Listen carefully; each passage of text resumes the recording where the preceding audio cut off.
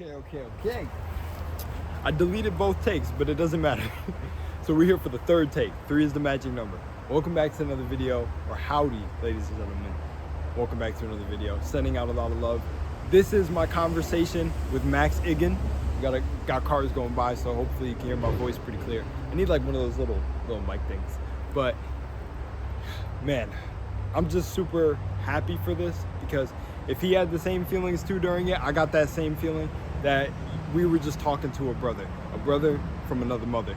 But we bounced off each other really well in this conversation. I don't really like saying it was an interview, because it really wasn't. I kind of like tried to frame it like that in the email to get him a bit more interesting, but he seemed so down to earth that probably wasn't even necessary. I'm more of a flowy person in general myself, even when I work with like talking to developers and CEOs. So I absolutely enjoyed the conversation. It felt super natural. A bit through the video, I do want to warn you, I moved around a little bit due to just being at an Airbnb, so I just moved a bit, but I don't think he was really disturbed by that. That was kind of a worry that popped in my mind, but I let it go because that's me, you know, my first kind of official thing like this and putting it on video, so I'm moving around. I will get better. But something cool we talked about, which I don't want to spoil, but I want to let you watch, but I definitely want to spoil a little bit, is it's cool how he talked about life paths and like us arriving at this point of me interviewing him. Because when I had my old channel, I always said one day I'm going to do this. Like, I want to sit down with people and talk to them and interview them, and man, it just felt so good. Just even like a kind of like a podcast form, but this felt so good to do this with him being my first official, like even giving me a chance. It's just so clean. It's just so clean, because his saying about no stake in the outcome, I literally, when I heard that in the videos that were sent to me by you guys, I love that saying, no stake in the outcome, because really nothing is guaranteed. We really have to face infinity with no fear, because tomorrow is not guaranteed. You have the present moment, and you just gotta believe in yourself. And I think you guys are really gonna enjoy this. I really enjoyed it. I really enjoyed it. I think we bounced off each other well. Let me know how you guys feel about how it went, how you guys feel if we bounced off each other really well. Tell me about, you know, be critical. I will not take it bad about, you know, talking back and forth. I don't know. You guys know, be the critics. Don't be too mean to me in the comments, because you know, there's also that personal relationship between the person you're actually talking to that isn't really understood, you know, behind the screen just watching a video. I feel like it really went well. He said we're gonna talk more and again, and we kept in contact for a lot. We were just, man, emailing him back and forth was just really awesome too.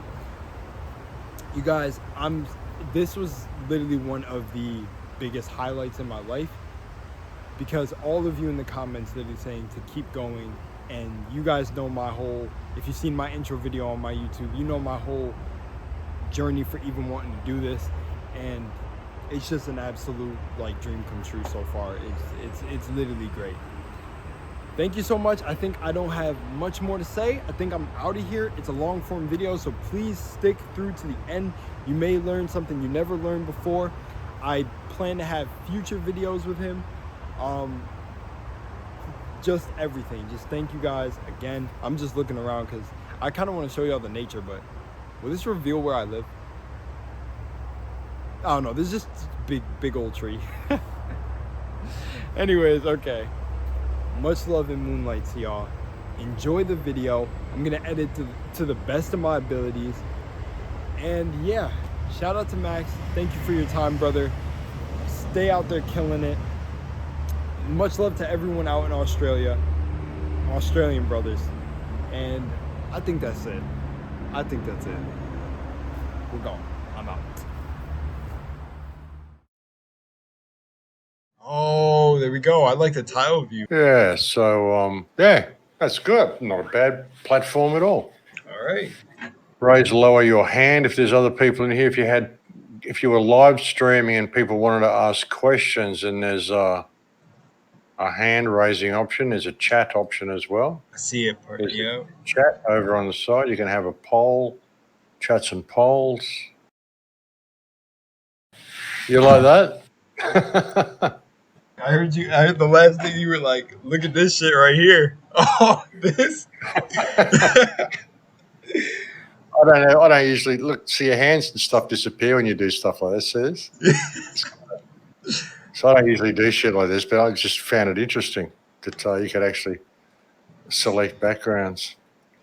Yeah, tripping. Not a bad platform. Yeah. Okay. Cool. All right, I got my charger. Everything is good right now. Okay. That's not bad. It's got an automatic. Oh, like, oh. Yeah, like I'm not moving the camera. It's just grabbing what it can out of the frame. It's obviously got a wide frame because the Yeah. camera is a wide screen camera. So it's just that's good platform. Last interruption, and then I'm gonna let it just go. I'm not gonna judge myself. I'm gonna let you guys enjoy the video.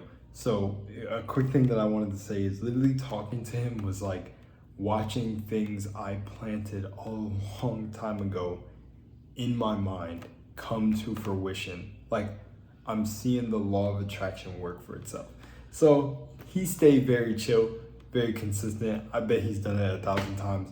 But for me, it was so awesome that someone like him could give me an opportunity like that to talk to him and like share my perspective, because a lot of the things you'll see by the end that he was saying are things that I've talked about in my video. So it was almost like literally getting to talk to another being who's accomplished and living this experience and seeing like the universe through his perspective. It was just really cool. But me, you will see, I was a bit nervous. My words, how I normally do my chaotic order, eldritch being stuff in like my entertainment videos. It was a bit hard for me to word my questions because I was trying so hard to be formal, and I should have flowed a lot more. I should have just let loose and asked him because he was so chill. And I started to do it by the end, but I still think it was a great conversation. You'll see that because I already talked about it in the beginning, but you'll see. Yeah, so to him watching this back, thank you again, Max. And to y'all watching this, save me in the comments, man. I was just nervous. I was so nervous. I will do better. I have to get used to that. I'm usually never nervous like that, but like in a sense, like I didn't look up to him to the point where I was like so out of body. It was like I felt like I was literally talking to another me. You'll see me say, I think during the conversation, it was like looking in a mirror, man. Like those are the types of minds that I want to connect with constantly. Even ones that have opposing views. I've always had that through my life. It's like how I got to this state where it's like, well, see it from both sides. But talking to him was literally like talking to myself in the mirror and just an older version of myself. No different. And if y'all know about the universe, it was just me in another form, you in another form. We're all the same. Different perspectives, you know, the human experience, but we're all one. All right, I'm out. I know I don't gotta explain that, but I'm just because I want to leave it as raw as possible, but I swear I want to cut out some of my moments. But I'm not gonna do that because I love the way I do YouTube. I'm out. Peace. So what do you want to chat about? Well, oh no, yeah, I just wanted to give you like basically where I wanted to take my channel was I want to take like minds like you and just put them on my platform so other people can see, like just like I said in the messages, I just watch videos for like people recommend me videos and I check them out and I give like my breakdown on the video. And someone sent me a video, I think by Inspired or someone, that was, I think they took a clip of you talking to somebody else and then put like, you know, They'll get an hour interview or an hour and a half interview and they'll condense it down to 10 minutes. it's like 10 minutes, yeah. And there was one guy I saw was doing that with clips, and he was getting stuff from back in 2008 Yeah, and getting it right up to 2022 and like doing it in a 10-minute clip. yeah, And I was thinking, wow, this guy's really dedicated. He's going back, listen to all that old shit, you know, yeah. and grab these little gems out of it, you know. So, yeah. Yeah. It's amazing that people do that sort of stuff. And it helps get the message out to people. When they banned me on YouTube, that's what happened. I actually got contacted by the guy from what I think it's called Daily Motivation, the channel. Yeah. And he's got like over 1 million subscribers, this guy. And he contacted me. He said, Max, it's a great shame to see you disappear from YouTube. But he said the truth is like a spring. You can never block up the source of a spring. You can never stop the flow of a spring. If you try to block up the source of a spring, all that happens is that it pops up 100 areas around the hill. Yeah. And that's what happened with your work. So I'm still all over YouTube, even though they banned me. So yeah. And there's actually people doing that. There's people doing these 10-minute clips and spreading it on so many channels. Yeah. Far more in little bite-sized segments with a bit of music behind it. Far more accessible format than me doing my 1-hour radio shows and the chances of them finding my channel. Yeah. So they kind of shot themselves in the foot by banning me, really. Yeah. I love that analogy of the spring, like being clogged up and then. Well, yeah, you can't. If you try to block up the spring, it just pops out everywhere else in little bits, little sections, and that's what's happened. Like there's hundreds of people posting my stuff now. And a lot of them have found it through those big channels, through those little clips that they never would have posted if they hadn't banned me. Yeah. So, it all works out in the end. It all works out. Like that old, remember that old analogy that Alan Watt, I think, the Buddhist guy? Yeah. That whole concept of maybe. Did you ever hear him talking about that? There was an old farmer, and he had a horse in his yard, and the horse escaped and it got out and ran away. And all the villagers said, "Oh, it's terrible, you've lost your horse," And he said, "Oh, maybe, And then the next day, the horse came back, and it brought back with it 5 other wild horses. Yeah. And they went, "Oh, well, look at you! You've won. Your horse left the other day, and now it's come back, and you got 5 new horses. Yeah. You're so lucky." And he went, "Oh, maybe, And then the next day, one of his eldest son was trying to break one of the horses in, and train the horse, and he fell off the horse and broke his leg. And all the villagers went, "Oh, it's terrible that your son's broken his leg. What a tragedy." And he went, "Oh, maybe." Yeah. And then the next day, the country went to war, and the military came around, and they wanted to draft all the young soldiers, and they wouldn't take his son because his son had a broken leg. So there's, you just can't really judge what's going on. It's always open. It's always going to lead in whatever direction that it wants to go in, and you just got to. The trick of life is knowing how to go with the flow. That's what I keep saying to people: no stake in the outcome. You just go with the flow. Let it unfold, Sometimes you start an idea and you have this fixation on what it should be and what it's going to grow into, and you're so locked into it and you've got this huge stake in it ending up like you've envisioned it, that all these little things, these little side pathways it could have gone on, you never see. And, all of these things, when you create a project or anything like that, it takes on its own life. And if you can listen to that life and follow it as it grows, it can lead you places you never dreamed it was going to go and create this incredible thing that you never even dreamed was possible, just from this idea you put into motion and let it flow and become its own life. So we have too much stake in the outcome of things we do. And we miss out on life. We always end up disappointed all the time because it didn't turn out the way we thought in our mind, which was generally unobtainable anyway, because we're measuring everything according to parameters given by us by society, which can never really be reached, I love it. You're like literally talking to is a confirmation of that, because I had 2 YouTube channels, and always the beginning of what I set, like the first seed was, I want to talk to people like you and just bounce off each other and put it in video. And I never thought through entertainment it would lead me right around to that spot. Like here I am talking to you. Like it's insane. It's insane. Cause it comes full circle. It really does. Yeah, things just go the way they're supposed to, If your heart's in the right space and you just follow the path. I mean, it's like John Lennon said, life is what happens while you're planning other things.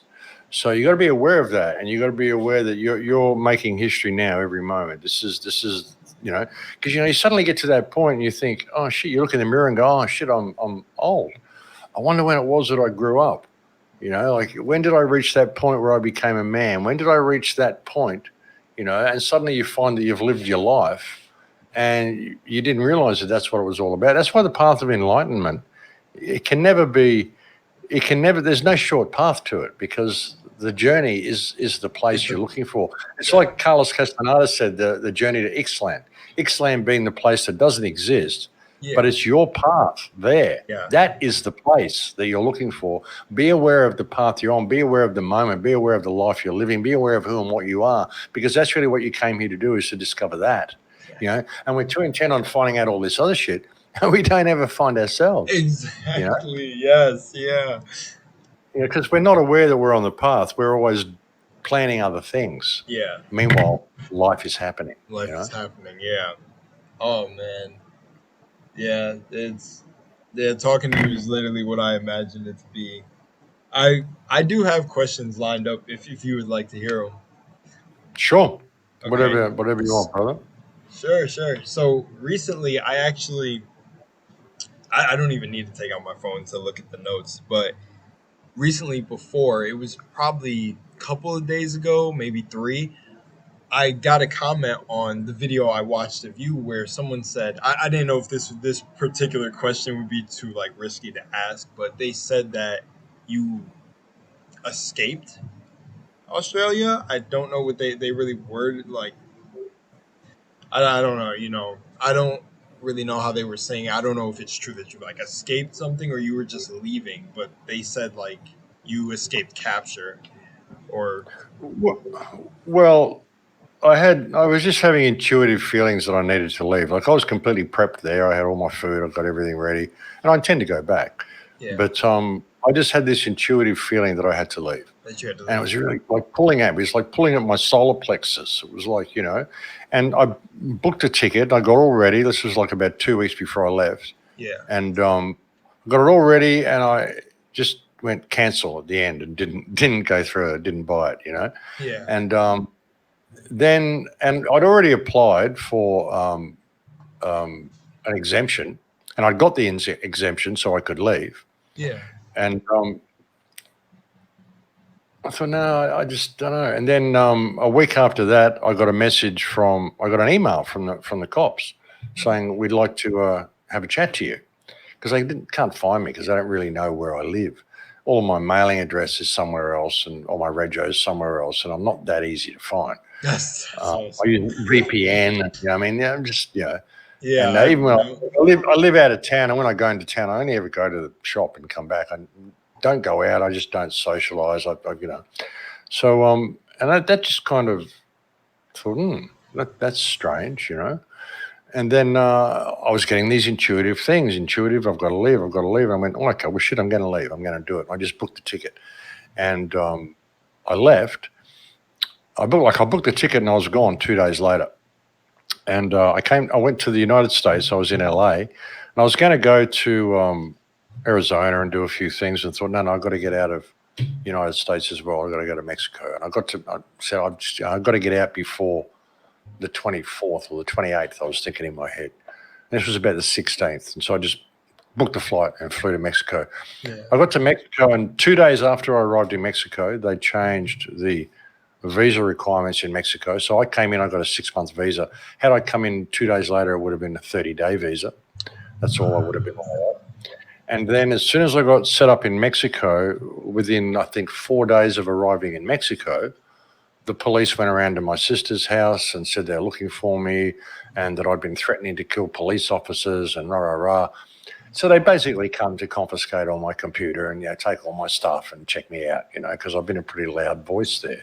Yeah. And the interesting thing is that about 14 months before that, I'd applied for a shooter's license because I like shooting. Yeah. And they approved it. Like it took like 13 or 14 months, and they approved this shooter's license. And that was about a month before I left. And I'm thinking, why would they give me a shooter's license? This is, you know, if obviously they've checked me out. It's been 14 months. Obviously they've checked me out. They know who I am. Yeah. Why are they approving my shooter's license? Sure. Don't they think I'm some mad conspiracy theorist or something? You know? Yep. Yeah. You know, when I found out they'd raided, or not raided, but they visited my sister's place and stuff like that, I'm thinking, Okay, well, thinking about it, I would have been a perfect patsy. I would have been a perfect person to set up as a right-wing extremist Yeah. because Yes. I'm in contact with everybody in the resistance in Australia. I've been doing this for like 15 years, so I'm a Yeah. very well-known person. I've got a lot of contacts. They were picking off protest organisers and stuff and giving them a really hard time. And I'm thinking, well, they would have done that with me, but they probably would have gone further with me. And by giving me the shooter's license, it also creates plausible deniability. They could say, well, this guy had access to gunpowder. He had access. He could have gone and bought bullets and stuff, even though he doesn't have a gun, Yeah. because we haven't approved his permit to acquire any weapons. But, because you can't just go and buy them. You've got to fill out a permit to acquire, blah, blah, blah. But they could have easily set me up as someone made homemade guns, 3D printed guns, whatever. Exactly. I had access to gunpowder. I had access to the elements I needed. I could have gone in and bought gun parts. I could have gone and bought bullets, any of that sort of stuff. So they could have easily set me up as a right-wing extremist, and then they could have brought down, painted everybody that I'm associated with the same brush. Yep. And I think it would have been too good of an opportunity for them not to do that, because they would have completely neutered the entire resistance in Australia. And this all sort of occurred to me after I left. And look, I wasn't wanted for anything. They weren't chasing me. I didn't escape anything. Okay. But I managed to leave. Like there was 2 weeks before they actually made you couldn't leave without the jab. I still had a 2-week window to do that. Yeah. I got this letter from someone in the United States, they inviting me to come over there for business reasons, which is of course all completely fake. But that's my excuse for wanting to leave, because you had to get permission to leave. Yeah. And so everything got approved, and I managed to slip out right under their noses, like about 10 days before they came looking for me, which was probably the last thing they ever expected me to do, because it was the last thing it was expecting me to do. Yeah. Yeah. Like I said, I was all set up. I had all this. I still got food stored. I got everything stored. I got gold and silver. I got everything ready. I'm good. I got my bow and arrow.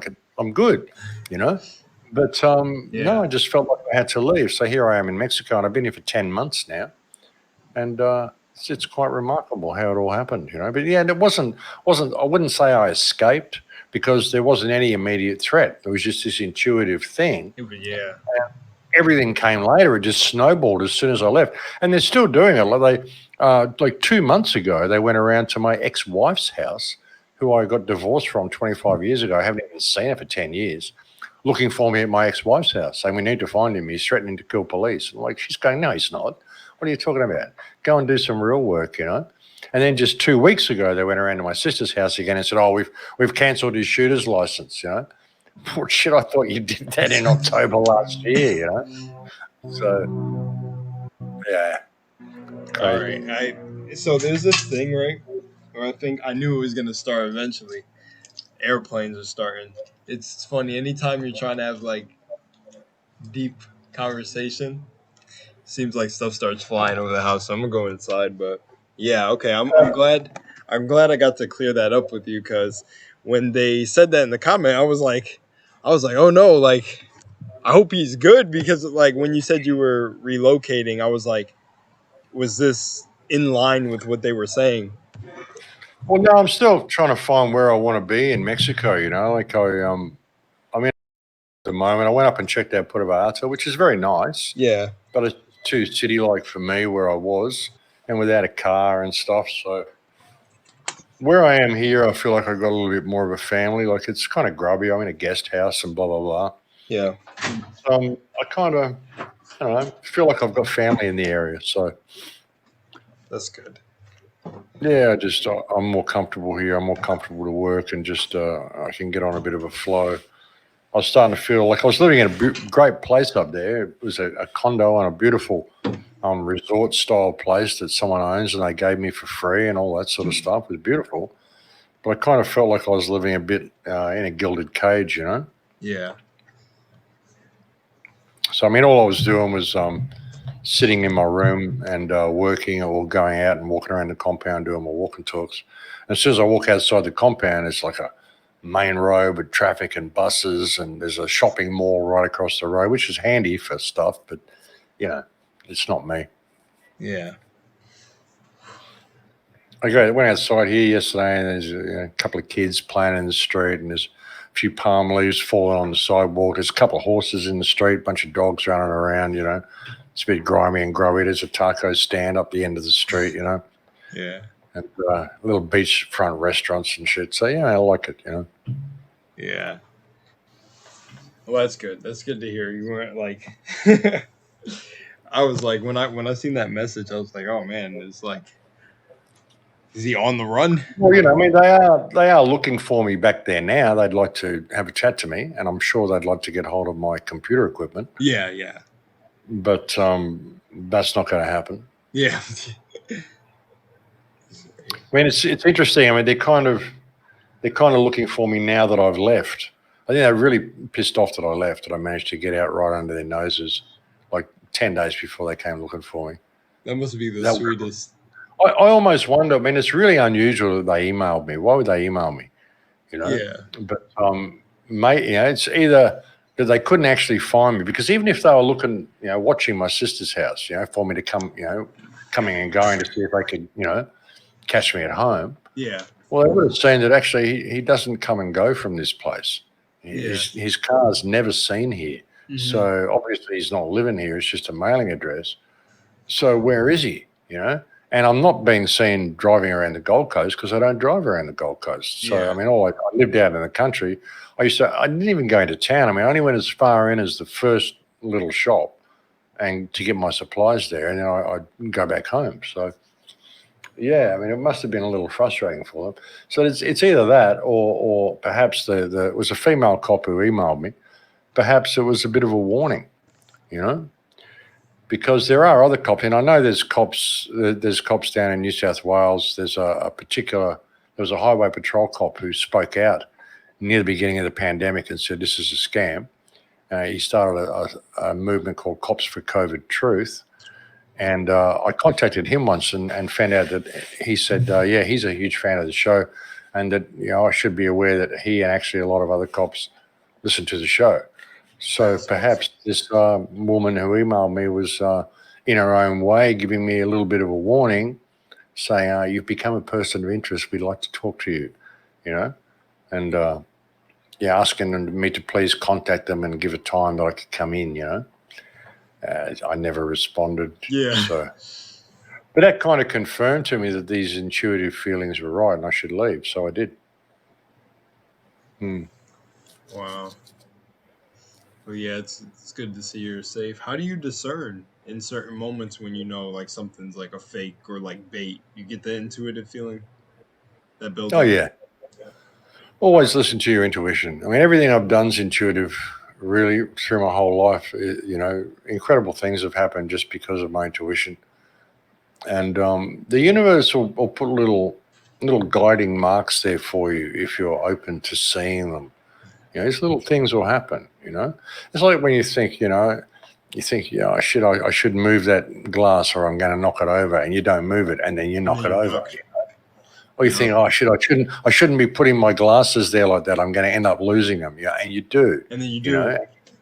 Yeah, and you didn't. And you thought, shit, I knew I was going to do that. Well, why didn't you do something about it?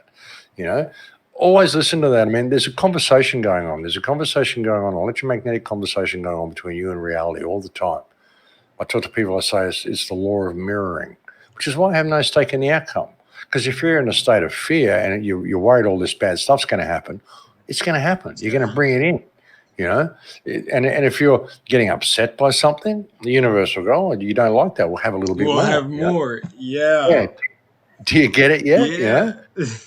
And, you know, you can by your mood, you can create the most incredible reality. And if you're in that bad mood, you're going to stomp your foot, you're going to stub your toe, you're going to slam your fingers in the door, you're going to break things. All this shit's going to happen to you because you're mirroring it. You know, literally. See, there's a conversation going on all the time, but you're not listening.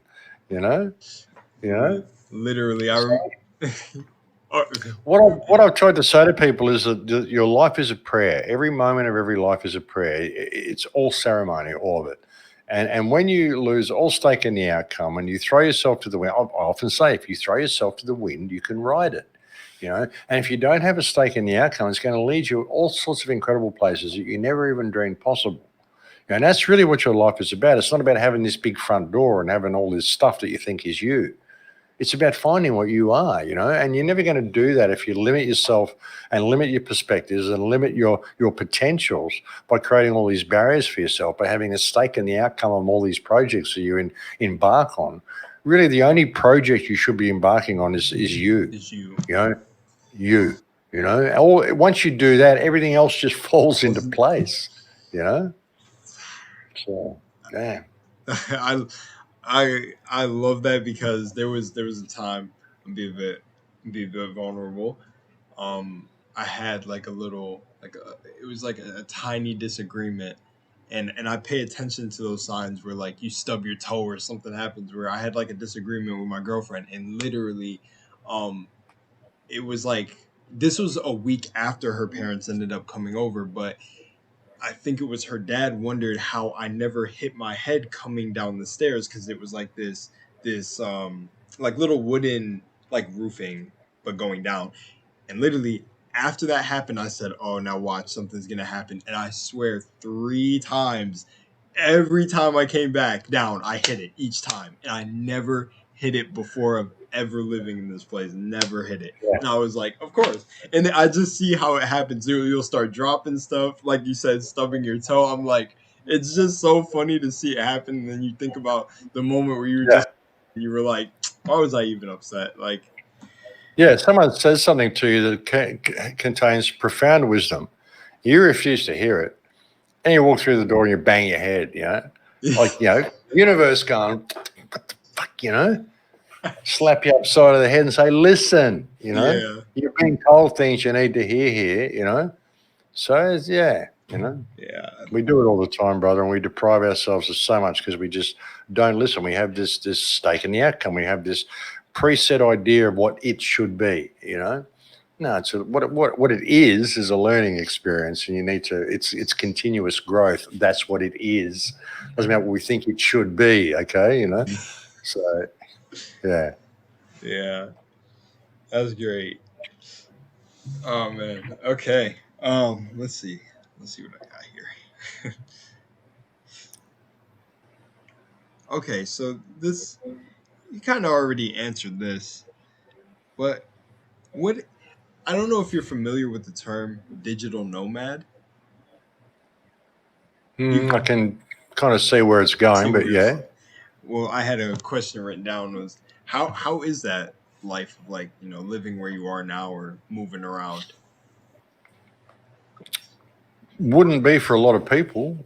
I mean, I'm definitely not in my comfort zone, but in many ways, my life's prepared me for this sort of thing. Like, I was a musician for a lot of my life, living out of a suitcase and traveling around with rock bands. And I didn't live anywhere for 7.5 years when I was touring once. I was just constantly on the road. So it's kind of prepared me for this. I mean, admittedly, then I had bands and a group of people, and now I'm kind of flying solo. But like I said, I mean, that's kind of why I've come back to this area, because I know people in the area, and I've got a bit of family here. But I mean, it wouldn't be for a lot of people, but I mean, it's just what has to be done. It's, throw yourself to the wind, you can ride it. Things will work out. I mean, I'd prefer to be at home. I prefer to be in my comfort zone. I prefer to be doing the things that I was doing with my life before. I mean, I prefer not even to be doing this. I prefer not to have to speak out about how corrupt the world is. I prefer to just be like, growing vegetables and playing with the dogs and playing with the peacocks and, smoking weed and having a great time, playing guitar, whatever. But no, I do this because it needs to be done. So I always knew it might come to this, that I wasn't going to be able to speak out as strongly as I have been for the last 15 years. I mean, I often wondered why they hadn't silenced me already. I can see now that it didn't really serve them to. If they were going to silence me, it's got to be done in a spectacular way, which I think they were going to do last October. And by the way, I think if I go back there now, it's too late for them to even try that now. I think the wheels are falling off this scam in many ways. A lot of there's so many people dying in Australia. There's so much death from the vaccine and stuff that if they try to lock that country down again, I think the people are going to have pretty well had enough. And they're not going to be able to pull off anything they were going to try with me. So yeah, I mean, I think I could even go back now. In fact, it might even be more beneficial if I do. I might be able to make more difference if I go back there and get back on the front line in Australia. So I mean, I only left because it was strategically advantageous for me to do so at the time. Yeah. But I'm not committed to staying here. I mean, I've got Mexican residency now, so I can come back here anytime. It's all good. I'm not committed to staying there either, but you know, I'll just put myself in the position where I think I can be most useful. So yeah. But it's all. I mean, yeah, it's the nomadic life is. Well, I've always been a bit of a loner. I've always, you know, been a bit of a nomad. There isn't too many places I lived in until I got to that shed that I've been in for the last 8 years. Before that, I was in a place for 3 years, and before that, I wasn't in too many places for longer than 6 to 8 months or 10 months through my whole life. So I'm kind of used to it. Yeah. Yeah. The universe prepares us for our path if we listen to it, you know. We develop all these skills along the way that we have no idea what they're for when we're developing them. But I mean, everything I've done, like even being on stage in bands and getting separated from my son, joining a game clan, which taught me video editing and taught me Photoshop and all sorts of stuff like that. I mean, all these skills that I picked up along the way. Now I'm able to do all my own video editing and do all this stuff and get up on stage and talk to people and it doesn't matter, you know. So all of this stuff in my life has prepared me for this. And the interesting thing is, like, I was a musician. It was a great way to get by because I was living on the outside of society and I was doing art to survive, which was great. But it was also a bubble that I was in. And I was in that position where I was the music. I was my stuff. I was my record collection. I was my guitars. I was the music guy, you know. And then when my ex-wife stole all that from me, like 10 years after we were divorced, and suddenly I had nothing left except my research and all this stuff, which was a hobby before then. Yeah. And so once I'd gained all the skills I needed to become a public speaker and videographer and all that sort of stuff, the universe took everything away from me. And at that moment, I was so down, I could have easily killed myself. Yeah. But I had that option, or I had the option of just doing something else. So I just focused on my research and ended up doing what I'm doing now. And that ended up being my true path. I mean, what I'm doing now is my path. It's what I'm supposed to be doing. Yeah. But I wouldn't have been able to do this if I hadn't been a musician for all those years and been able to make a living by only working 7 or 8 hours a week and have all that spare time and traveling freely everywhere all around the world to get to see all these ancient sites and do all the shit that I did, you know, if I hadn't have been in that bubble, you know. So, yeah, it's interesting how it works, you know. Life's an amazing thing. It can be understood perfectly when looked at in reverse. Wow. Yeah. There was, I don't know how was that experience of having, because I don't remember the guy's name that I watched who interviewed you when you talked about your ex-wife taking everything. How was that span of time, like your thoughts and everything going on to basically, did you always have this strong sort of like will to overcome things like that, or did that really make you in that moment where you were like, okay, this is a moment where I would really throw myself to the wind, like now I'm moving totally in faith, or you always? Well, I was pretty lost when it all happened. Like, you know, I'd lost stuff before. I kind of lost everything I owned before, except for my music and my guitars, because they were all down on the Gold Coast. Yeah. Like that, all my music collection was stored Mhm. back where we used to live, and all my instruments and all that stuff. And then I moved up to where she was, and blah blah blah blah blah. Yeah. Ended up losing everything and ended up in a homeless shelter and kind of built myself back up from there. And then got my music collection set up, all my records and all that sort of stuff. Went down and picked them up. My instruments were still all down there, but I got all my music collection, brought all that up. And just one guitar so I could still be playing, you know, playing in a band, blah, blah, blah. And then she took all that. And when she took all that, like it was the music itself, it was the records, it was the memories, and my whole life was in that music collection. You know, I'd been like, music had been my escape since I was about probably 10 years old.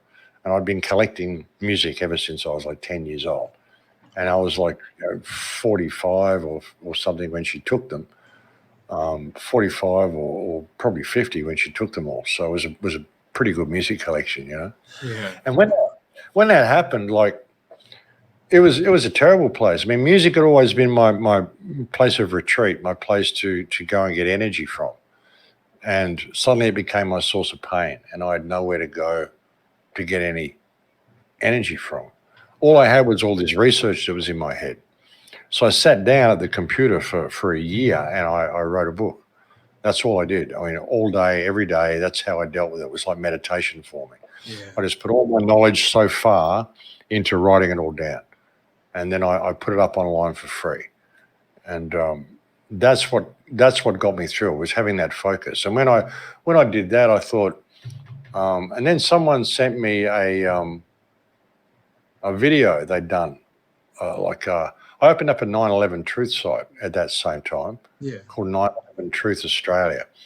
And I got contacted by an Australian guy, and he sent me a slideshow he'd done on the Bali bombing. I thought, that's interesting. That's just him talking. And it was on YouTube. And I thought YouTube was just a place where high school kids went and put up their home movies and shit. But YouTube had only just been open for about 6 months, you know. Yeah. It was back in 2005, I think. And this was about 2008. He sent me that video. And it was just him talking over a slideshow. And I thought, shit, I can do that. And I've just written that book. So I thought, I'll make a slideshow and I'll put it all down as a video. So I made my first film, The Big Picture. And you could only upload 10-minute sections to YouTube at the time. So I thought, well, I'll make a 90-minute film and I'll just do it in 10-minute sections. So I put up the first 4 bits, and it was part 1, 2, and 3 of 9. And then I kind of forgot about it, you know. And then about a week later, I've gone back there to see if anyone had looked at it, you know. And there was thousands of views on these videos, and I was blown out. And on the last video, like part 4, everyone's going, it says part 4 of 9, where's the rest of it, you know? And everyone's freaking out looking for the rest of this movie. I thought, shit, I better finish it. Yeah. So I made the other 5 parts, you know, and terrible editing, and like when I look back at it, it's absolutely shocking. But I did it with a nice intro, and I did it with a soundtrack, and I had little bits in there, and I had, you know, credits on the end. You know, I thought it would be nice to make it like an actual movie, you know. Yeah. So that's what I did. So, and that was the first. That's what got me involved in YouTube, and I thought, well, shit, I can do this. And then I started.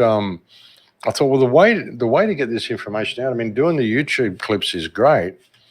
I put out another one after that, The Big Picture. I put out one called New World Order, The Final Solution, where I talked about William of Orange and a few of the connections to the Rothschilds and blah, blah, blah. Yeah. And then I put out one called Fight the New World Order of Global Noncompliance, which was a 27-minute film. And I edited out all the gaps between the speaking in it so that it was like one big long sentence.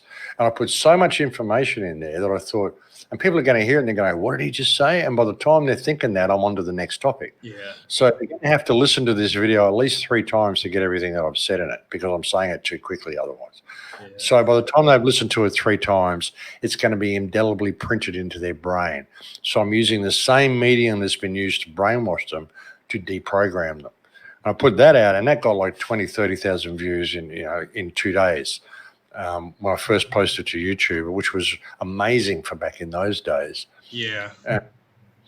That sort of stuff was happening. And then I was thinking, well, the way to get this message out really would be to be a radio host.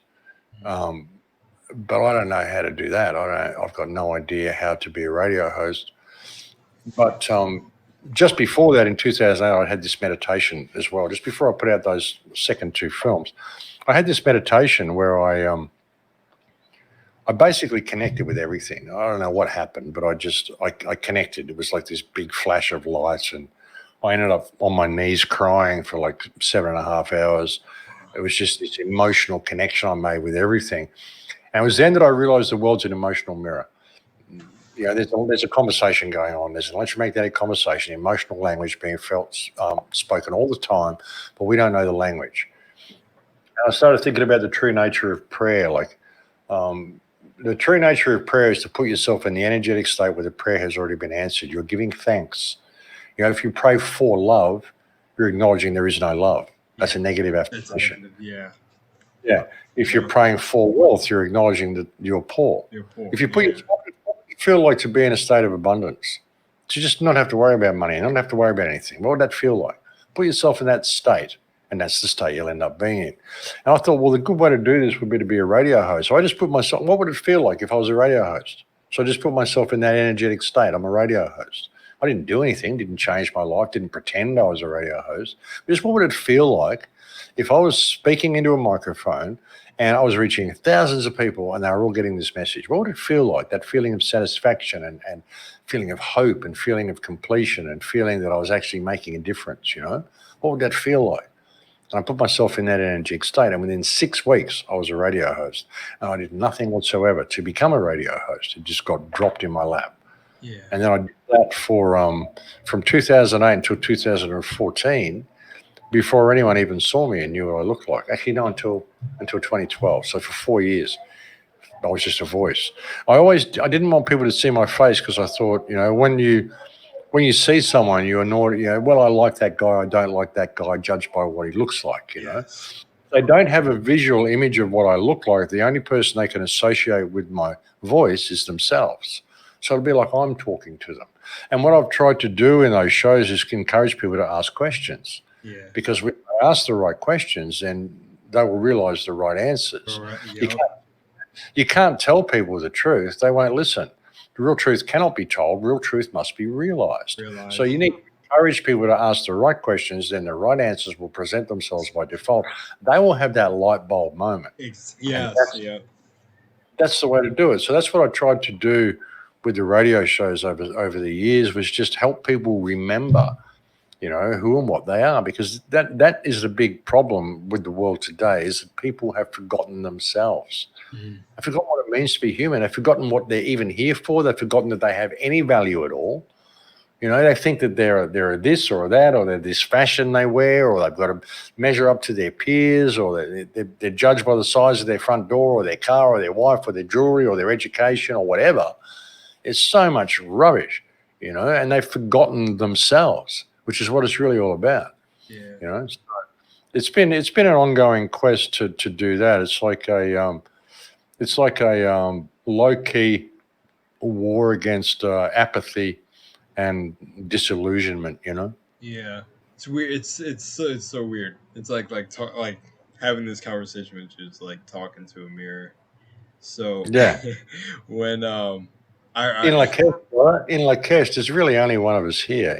I sort of keep trying to tell people, Yeah. different aspects of the same consciousness, brother. And once we can apply that, like in Lakesh, is not just a greeting or a sign off; it's a way of life. Yeah. I like that you say that. I was starting to read, though. I always joke about how I don't really need to read it because it's like kind of validating things I already understand. Is the 4 Agreements? Oh, it's a great book. It's a great book, and it's great for confirmation of what you already know inside. Yeah. The fact that someone else knows this, and you're reading it, and you go, "Oh, yeah, well, this is all obvious." Yeah. Yeah. It made me think of that saying in Lakesh, because the first I think it's like the literal first 3 pages when you start reading, it talks about how the main character realizes that he is that spark of light, he is God, and those around them are also God, but he can't seem to get them to understand that they are also him. Like, I love it. Yeah. Yeah. I was like, you could read the first 3 pages and never have to read the book. But yeah. Well, yeah, and it's interesting, even with the Tanal and the Nakwal and how the stars don't produce the light produces the stars. And with the original Australian people, when they navigate by the stars, they don't actually look at the stars, they read the paths between the stars. The paths between the stars? Yeah. If you think of the stars as being like guideposts on Like the a road, map. yeah, they read the paths between the stars, not the stars themselves. Yeah. Different way That, of looking at things. It's like imagining like a tree, a tree full of leaves. You can only see the tree because of the space between the leaves. If there was no space between the leaves, you couldn't see the tree. All matter is divisions in space based on your perception. It's the space that's real. wow. Wow. This, okay. So this is wild because I was actually just listening to an album by these. It's a group of two guys named Majid Jordan, and their album is literally it's like two brackets, I guess I would say, and like a division line between, and the whole album is called The Space in Between. So that was a weird connection I just made. The space is what creates the matter. Without the space, there could be no matter. You wouldn't perceive the matter. It's like when you get a page, you write a message on a page. You can read that. Yeah. You write another message over the top, it becomes harder to read. If you keep writing messages on the page to the point that you've filled up every single white space on the page, you can't read anything. You can't discern anything because there's no space. It's the space between the letters that creates the message. Otherwise, you couldn't read the message. It's the same with the space between objects in reality. If you can understand it, matter is simply divisions in space based on perception. And when you've got a collective consciousness which is projecting what they perceive reality to be, Yeah. reality would be whatever the collective believes it to be. It can be round, it can be flat, it can be holographic, it can be whatever you want, depending on what the collective believes it to be and what suits human consciousness at this point of its evolution for it to be. But ultimately, it's irrelevant because all that really you're here for is you. Yeah. So,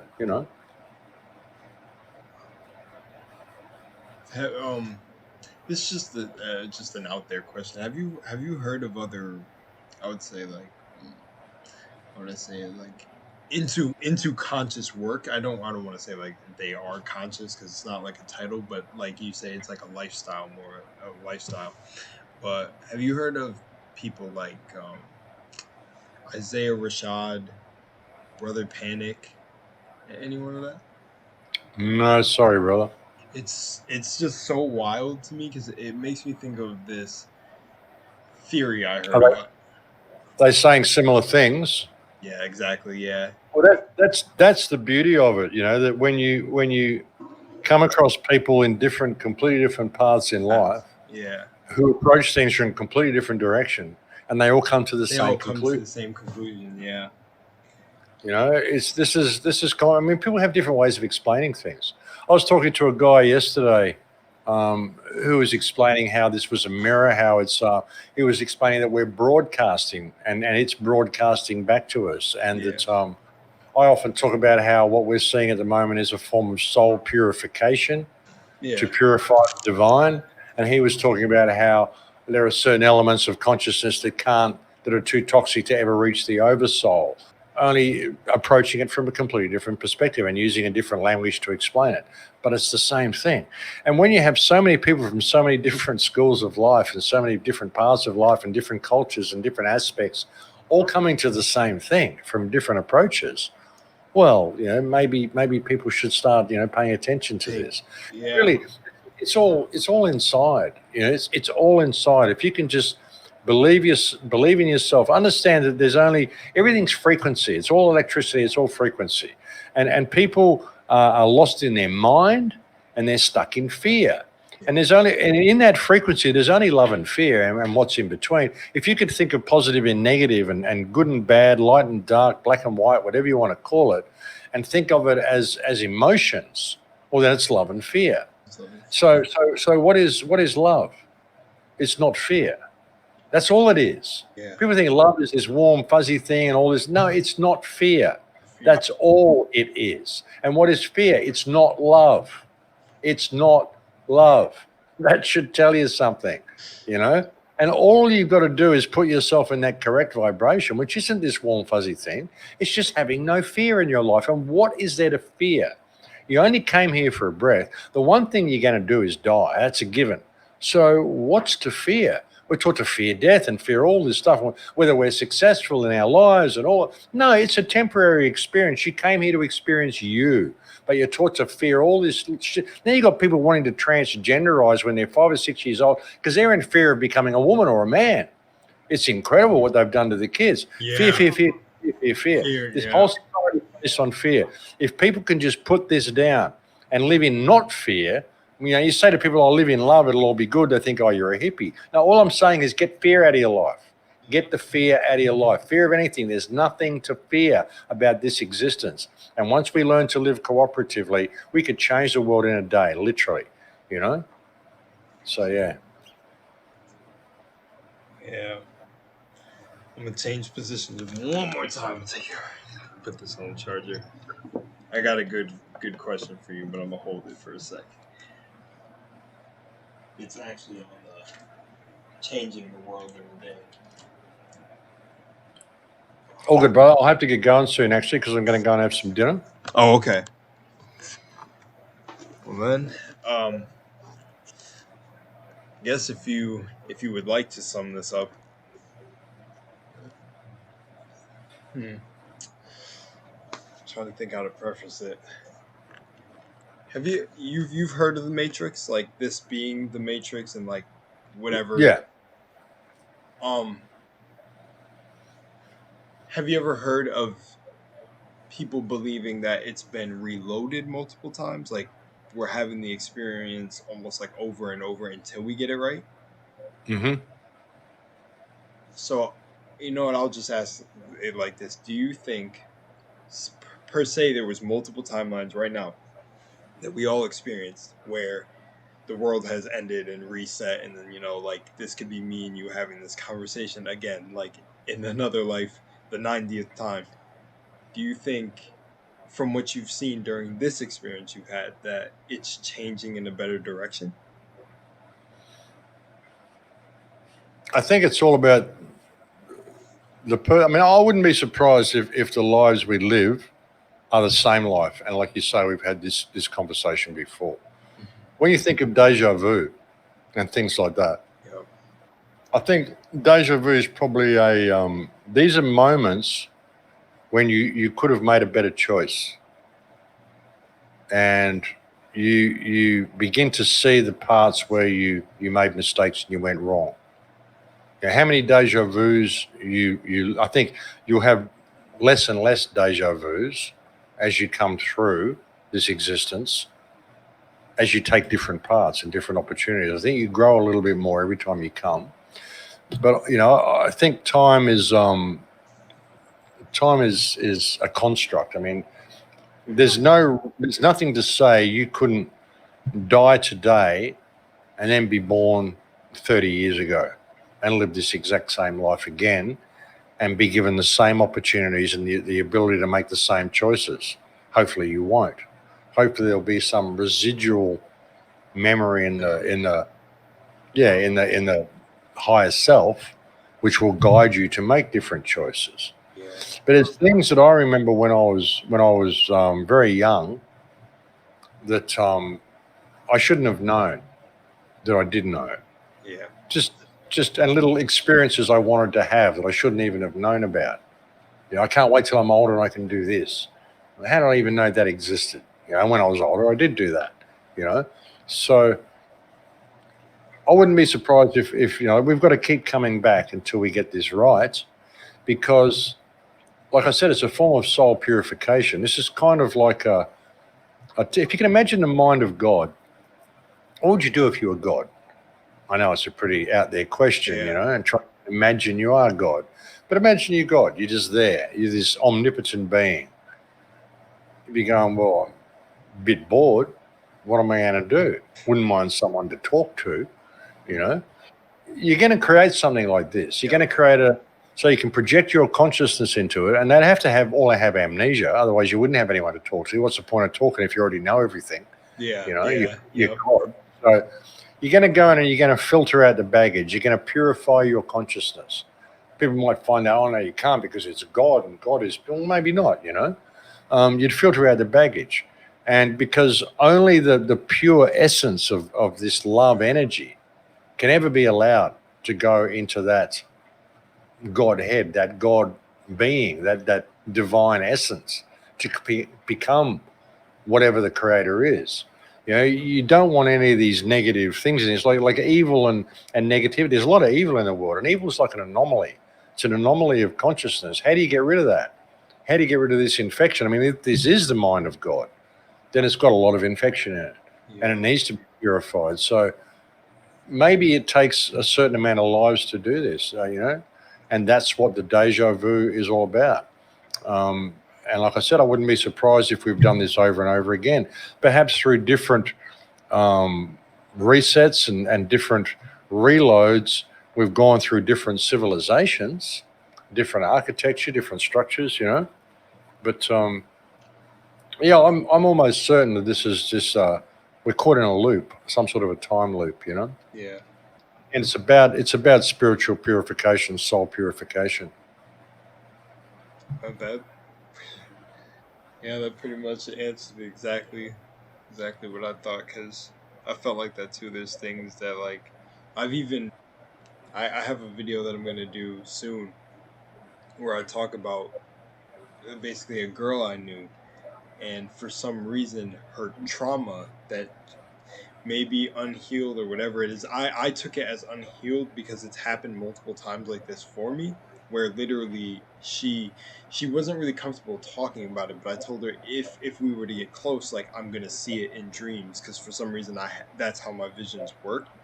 And long story short, I had a dream where she had a miscarriage, and when I talked to her, like me and you were talking right now, she told me, like, how did you see that? And it was like, I dreamed it. Like, I don't even know. Like, it's wild.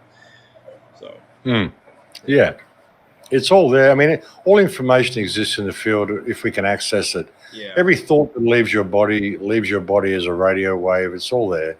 Yeah. We can access all of it if we can get into the right tuning. Yeah. So yeah, we're all electrical, man. It's an electrical universe.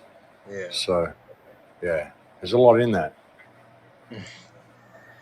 All right. Well, I'll let you enjoy your dinner. It's been a pleasure, brother. Seriously, it has. And we'll do it again. All right, for sure, definitely.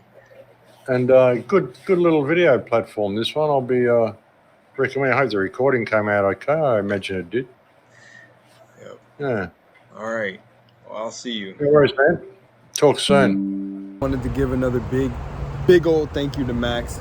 Now that, like, me and him keep in contact, it's just so dope. I want to give a big thank you to anyone who's made it this far in the video. I want knowledge like this to spread like absolute wildfire, because at the end of the day, if you made it this far and heard, the real treasure is you and this reality that we're all co-creating. And it could literally be a dope ass world where this person can have this car if they want it. This person can live here if they want it. We could be in a place in the world where we can give everyone what they need, the life they want. Hey, do you want to travel? Here's a program for that. Go for free. This is your community. Fit people into what they want to do. But I feel like because of the corruption, the power hungry, everything that went on or whatever infected this system, that, I don't know how it got like this. I really truly live every day where I don't want to judge someone if they're a janitor or anything. It's not that I don't want to. It's that I normally don't. But I don't want others to feel like they have to talk about people and just like, I don't think this is how existing is meant to be, to the point where it leads us to destruction, which I don't know. I'm editing right now and shooting this for the end, so I don't know if that's what I ultimately asked Max. I wanted to ask him a lot more, and I should have just flowed with it and been myself, but I was kind of you can see from the video what I kind of meant. They got comfortable by the end, but I really do wish I asked him more like things like basically where I'm going on the whole, just do you think it was like a bunch of necessary evils to end up at this point? Like, do you believe that? Because I believe that we shouldn't be heading to ultimate destruction.